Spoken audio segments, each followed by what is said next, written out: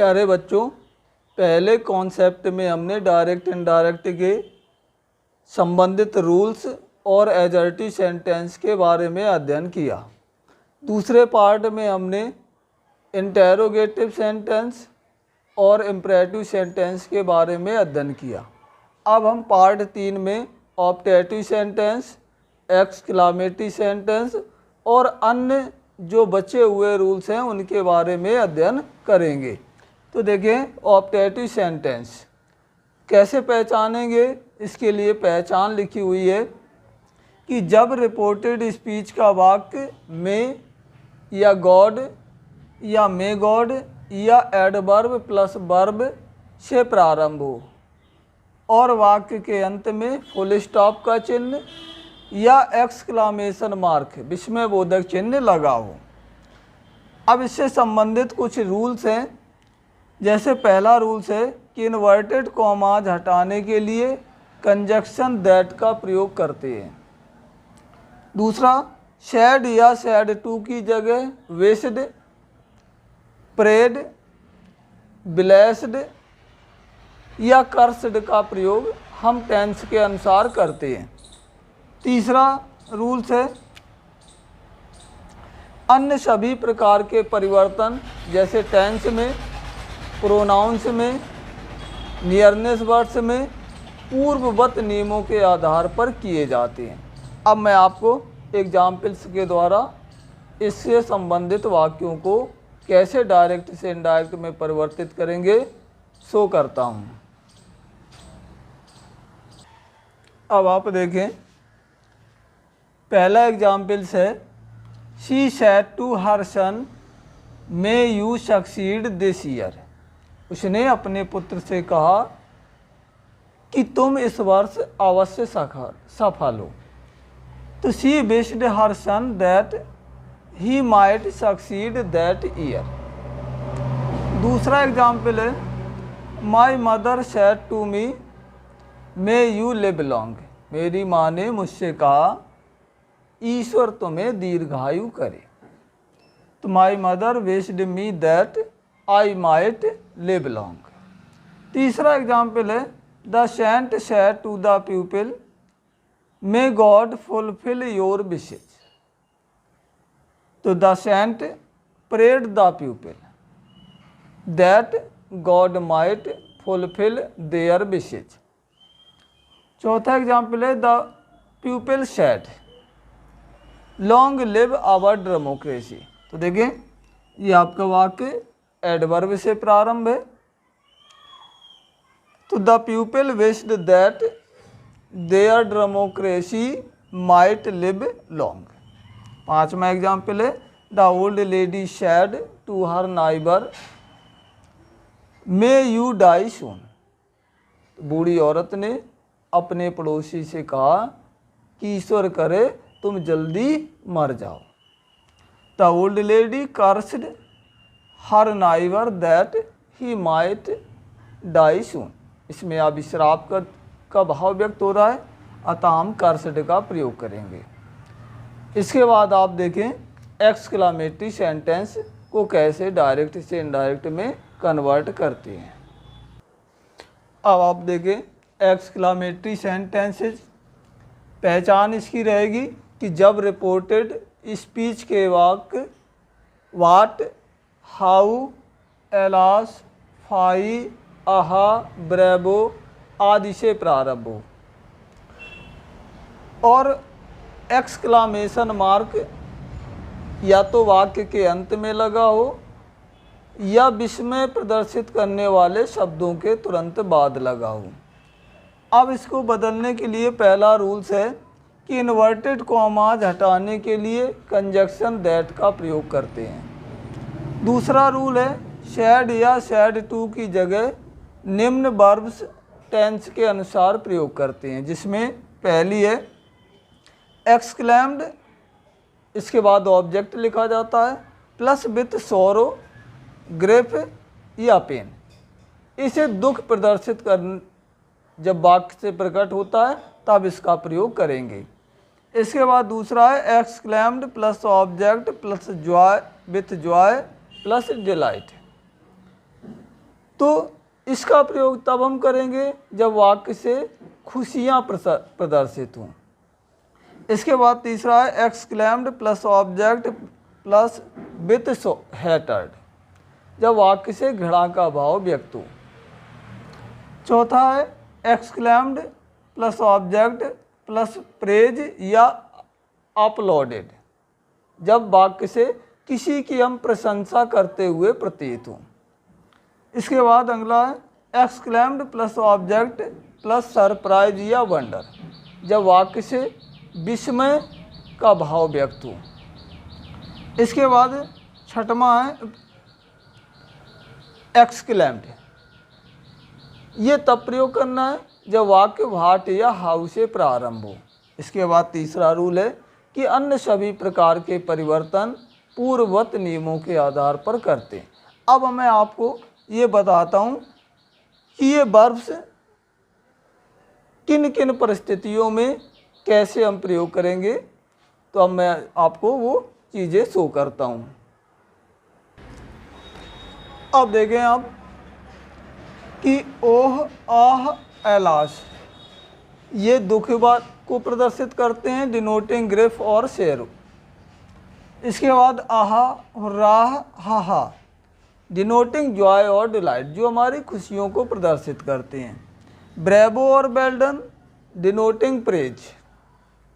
Phi shame, denoting हेटेड। Lo hark, denoting attention, ध्यान आकर्षण करने के लिए। व्हाट और हाउ, डिनोटिंग वंडर और सरप्राइज।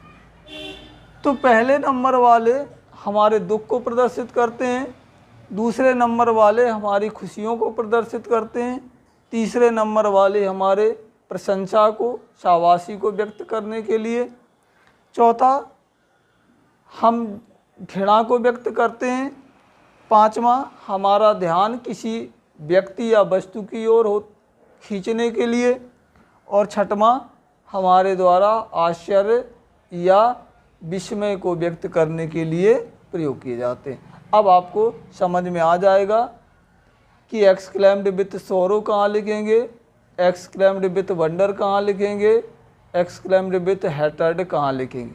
अब मैं आपको एग्जाम्पल्स के द्वारा ये शो करता हूँ कि कैसे इनका हम यूज करेंगे। अब आप एग्जाम्पल से देखें। She said ah I am dying soon, तो शी एक्सक्लेम्ड विथ सोरो। अब देखें आह या ओह से शुरू है या एलास से शुरू होता, तो हमें विथ सोरो या विथ ग्रेप का प्रयोग करना है। तो she exclaimed with sorrow that she was dying then.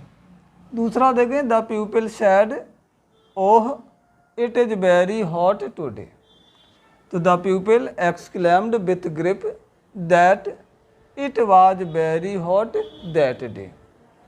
तीसरा है Ramesh said aha my long lost friend is coming. तो देखिए आहा से प्रारंभ है, तो Ramesh exclaimed with joy that his long lost friend was coming. अगला है the players sad hurrah we have come out victorious. अब देखिए हुर्राह से शुरू है, तो the players exclaimed with delight that they had come out victorious. इसी तरह मैं और आपको एग्जाम्पल से शो करता हूँ। अब देखें आप, the captain said to Ram, sorry यहाँ पे सैड छूट गया है। The captain said to Ram bravo you have done well. The captain exclaimed with praise that he had done well. तो देखें ब्रेवो और वेल डन में हमें विथ प्रेज करना है। तो the commander said to his man well done march on. The commander applauded his man asking to march on. The follower said, hark, there must be a big bird in the tree. तो the follower exclaimed with surprise that there must be a big bird in the tree. यहाँ पे देखें hark और लो का प्रयोग हुआ है, तो हमारा ध्यान आकर्षण कराया गया। The soldier said lo there are two instead of one. तो the soldier exclaimed with wonder that there were two instead of one. तो इनके द्वारा हमें ध्यान आकर्षण कराया गया। अब आप और नेक्स्ट एग्जाम्पल देखें। अब देखें आप, Julie said to a boy fie I dislike you. अब देखें फाई और सेम दिया हुआ है, तो हमें विथ हेटेड या विथ डिसलाइक करना है। तो Julie exclaimed a boy with हेटेड दैट, सॉरी यहाँ पे दैट छूट गया है, that she disliked him. Shiva said shame I look very dirty. तो Shiva exclaimed with hatred that she looked very dirty. Kamal said fie touch me not. Kamal exclaimed with dislike and asked not to touch him.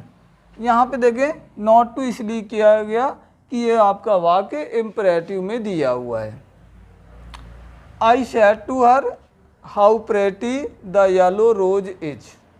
तो I exclaimed to her that the yellow rose was very pretty. He said what a fool I am. He exclaimed that he was a great fool. अब देखिए एक चीज़ और यहाँ पे समझ लें कि अगर हाउ या व्हाट के बाद किसी एडजेक्टिव का प्रयोग होगा तो आप वेरी शब्द लगाएंगे, तो आप वेरी शब्द का यूज करेंगे अगर व्हाट या हाउ के बाद में किसी एडजेक्टिव का प्रयोग है।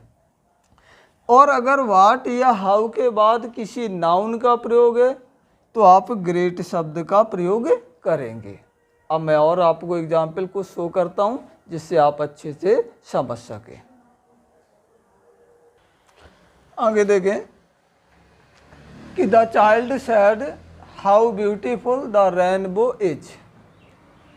The child exclaimed that the rainbow was very beautiful. इसके बाद नेक्स्ट है Ravi said to me what a terrible accident I have been seen today. तो Ravi exclaimed me that he had been seen a great terrible accident. Today को हम that day में convert कर देते हैं। इसके बाद देखें she said what a wonder. She exclaimed that it was a great wonder. अब देखें कि नोट आप देखें कि जब व्हाट या हाउ से वाक्य प्रारंभ हो और सब्जेक्ट तथा वर्ब ना दी गई हो तो इनडायरेक्ट बनाते समय सब्जेक्ट और वर्ब की जगह हमें इट वाज का प्रयोग करना है। तो देखिए she exclaimed that it was a great wonder. The little girl sad, यहाँ पे सैड छूट गया है, मैं नोट कर देता हूँ। The little girl said how pleasant.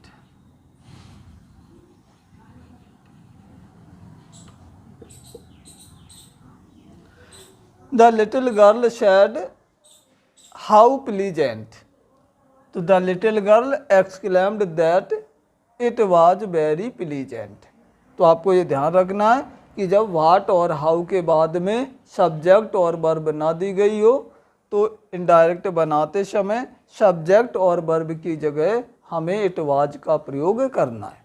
अब कुछ एक्स्ट्रा रूल्स हैं जिनको मैं आपको शो करता हूँ। अब देखिए सम एक्स्ट्रा रूल्स में पहला रूल है कि यदि रिपोर्टेड स्पीच के वाक्य में सर या मैडम जैसे आदर्श सूचक शब्द दिए गए हों तो इनडायरेक्ट बनाते समय कंजक्शन के पूर्व विथ रिस्पेक्ट या रिस्पेक्टफुली का प्रयोग करते हैं। अन्य परिवर्तन पूर्ववत होते हैं। जैसे पहला एग्जाम्पल है, I said to him where do you live sir.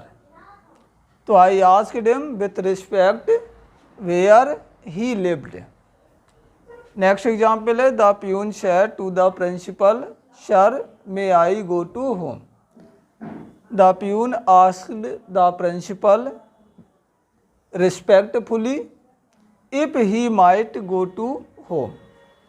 इसके बाद नेक्स्ट एग्जाम्पल है, the student said to his teacher madam may I sit down और not. The student asked his teacher with respect weather he might seat down और not. अब देखें, conjunction और said या said to की जगह जैसा वाक्य आपका हो उस अनुसार आपको प्रयोग करना है। अगर वाक्य आपका एजर्टिव में है तो सेड की जगह टोल्ड और कंजक्शन की जगह दैट का प्रयोग करेंगे। अगर वाक्य आपका इंटेरोगेटिव है, जैसा कि आपने एग्जाम्पल्स में देखा, तो कंजक्शन की जगह क्वेश्चन वर्ड या इफ या वेदर में से कोई प्रयोग करेंगे और सेड की जगह आस्क्ड का प्रयोग करेंगे। इसी तरह से अगर इम्परेटिव में है तो इम्परेटिव के अनुसार उसको परिवर्तित करेंगे। इसके बाद नेक्स्ट रूल देखें आप। इसके बाद नेक्स्ट दूसरा रूल देखें कि यदि रिपोर्टेड स्पीच का वाक्य लेटस से प्रारंभ हो तो सेड या सेड टू को प्रपोज्ड या सजेस्टेड में तथा इन्वर्टेड कॉमाज हटाने के लिए दैट का प्रयोग करते हैं। लेटस की जगह निम्न सब्जेक्ट्स का प्रयोग करते हैं। पहला है बी शुड, जब रिपोर्टिंग क्लाउज में फर्स्ट पर्सन दिया हो। दूसरा है दे शुड, जब रिपोर्टिंग क्लाउज में फर्स्ट पर्सन ना दिया हो। और तीसरा है यू शुड, जब रिपोर्टिंग क्लाउज में फर्स्ट पर्सन व थर्ड पर्सन ना दिए हों। अब एग्जाम्पल देखें, he said to me let us enjoy the swimming. तो देखिए इसमें फर्स्ट पर्सन दिया हुआ है, तो he suggested to me that we should enjoy the swimming. चूँकि फर्स्ट पर्सन दिया है तो हम वी शुड का प्रयोग करेंगे। दूसरा एग्जाम्पल है, Hari said let us play some indoor games. तो देखिए इसमें केवल थर्ड पर्सन है, फर्स्ट पर्सन नहीं दिया हुआ है। तो यहाँ पे ही लिख गया है Hari proposed that they should play some indoor games. इसके बाद तीसरा एग्जाम्पल देखें, you said let us watch a movie. तो देखें इसमें ना तो फर्स्ट पर्सन है और ना थर्ड पर्सन है, अतः यहाँ पे यू शुड का प्रयोग किया गया है। तो you suggested that you should watch a movie. अब आप तीसरा रूल से देखेंगे। इसके बाद तीसरा रूल देखें, यदि रिपोर्टेड स्पीच के वाक्य में लेट के बाद अस ना आया हो बल्कि अन्य नाउन या प्रोनाउन दिया गया हो तो लेट को हटाते नहीं हैं। शेड या शेड टू की जगह क्राइड आउट या साउटेड में से कोई एक तथा इन्वर्टेड कॉमाज हटाने के लिए कंजक्शन टू का प्रयोग करते हैं। अन्य सभी परिवर्तन पूर्व की भांति ही किए जाते हैं। एग्जाम्पल देखें, he said to me let you take your book. तो he shouted to me to let me take my book. देखिए प्रोनाउन उसी तरह से एडजेक्टिव की भांति ही परिवर्तित किए गए हैं। दूसरा एग्जाम्पल देखें, Ravi said let me read this story. तो Ravi cried out to let him read that story. इसके बाद Meera said to her sister let Rekha come in. तो Meera shouted her sister to let Rekha go in, come का गो हो जाता है। They said let the boys play the games.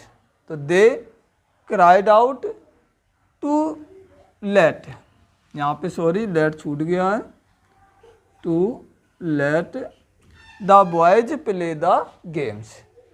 अब मैं आपको नेक्स्ट रूल शो करता हूँ। अब देखिए नेक्स्ट रूल चौथा, यदि रिपोर्टेड स्पीच के वाक्य में किसी नाउन को इंगित करते हुए या संबोधित करते हुए कथन कहा गया हो तो इनडायरेक्ट बनाते समय उसे रिपोर्टिंग क्लाउज का ऑब्जेक्ट बना देते हैं। अन्य परिवर्तन पूर्ववत होते हैं। जैसे देखिए ही सैड, अब देखिए Ravi, please do me a favour, तो रवि को संबोधित करते हुए वाक्य कहा गया है। तो he requested Ravi to do him a favour, तो हमने रवि को रिपोर्टिंग क्लाउज का ऑब्जेक्ट बना दिया। दूसरा देखें she said can you tell me about Ram sister, तो ये दोनों स्थितियों में प्रयोग हो सकते हैं, पहले भी और पीछे भी। तो देखिए she asked her sister if she could tell her about Ram, they said boys do not make a noise, तो they forbade the boys to make a noise. तो देखिए प्रत्येक दशा में हमने उसे रिपोर्टिंग क्लाउज का ऑब्जेक्ट बनाकर लिख दिया है। अब आप नेक्स्ट रूल देखेंगे पांचवा। अब देखें, यदि रिपोर्टेड स्पीच के वाक्य में किसी नाउन को संबोधित करते हुए कथन कहा गया है किंतु रिपोर्टिंग क्लाउज में ऑब्जेक्ट पहले से ही दिया गया है, तब कॉलिंग या addressing plus object plus as plus संबोधित नाउन, इसके बाद कॉमा लगाएंगे, प्लस सब्जेक्ट प्लस सैड आदि को परिवर्तित करेंगे। इसके बाद ऑब्जेक्ट लिख करके जैसा हम परिवर्तित करते हैं वैसे ही हम परिवर्तित करेंगे। अन्य जो परिवर्तन होते हैं वो पूर्व की भांति ही होते हैं। अब एग्जाम्पल देखें, he said to me brother are you going to Kanpur, तो देखें यहाँ पे ऑब्जेक्ट पहले से ही दिया हुआ है और ब्रदर को संबोधित करते हुए वाक्य कहा गया है। तो देखें सबसे पहले लिखेंगे कॉलिंग, इसके बाद जो ऑब्जेक्ट दिया उसको लिखेंगे, फिर एज और संबोधित नाउन हमने ब्रदर को प्रयोग किया। तो calling me as brother comma लगाएंगे, इसके बाद में ही सैड टू मी को परिवर्तित करेंगे, he asked me if I was going to Kanpur. इसी तरह दूसरा एग्जाम्पल देखें, the old man said to him Mohan work hard to get good marks, तो addressing him as Mohan comma लगाएंगे, the old man advised him to work hard to get good marks. अब आप next नियम देखें। अगला रूल देखें, यदि रिपोर्टेड स्पीच के वाक्य में यस या नो दिया गया है तो सैड या सैड टू की जगह रिप्लाइड इन अफर्मेटिव जब यस दिया हो, रिप्लाइड इन नेगेटिव जब नो दिया हो। एग्जाम्पल देखें, the student said to me may I come in sir, I said yes you may if you like.